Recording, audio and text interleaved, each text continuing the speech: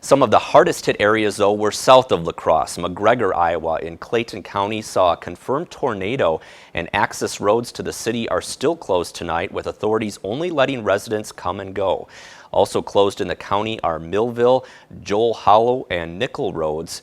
News 8's Eric Jacobson was in McGregor today and continues our team coverage with a closer look at that damage. We are about a mile outside of McGregor, Iowa, where preliminary reports say an EF-1 tornado hit the historic town.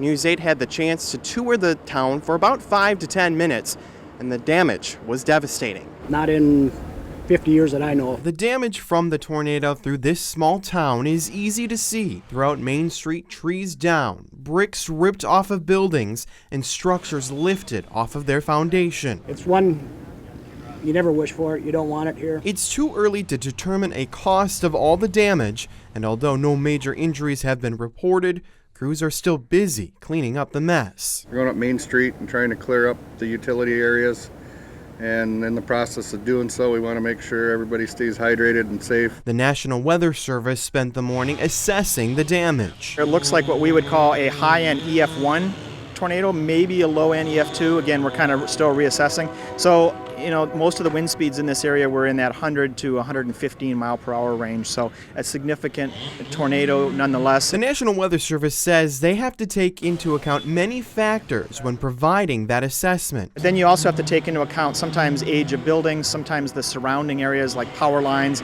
and the impact that the tornado had on surrounding buildings. For the next several days, crews will be busy, and the mayor wants to keep everybody focused on rebuilding. We do not need extra persons or equipment blocking the streets, so please stay away. Now, as I said, we're about a mile outside of McGregor, Iowa, where state patrol workers are keeping the road closed to public access. Now, the mayor of McGregor tells us that it will be several days before the town is open to the public. Reporting outside of McGregor, Iowa, Eric Jacobson, News 8.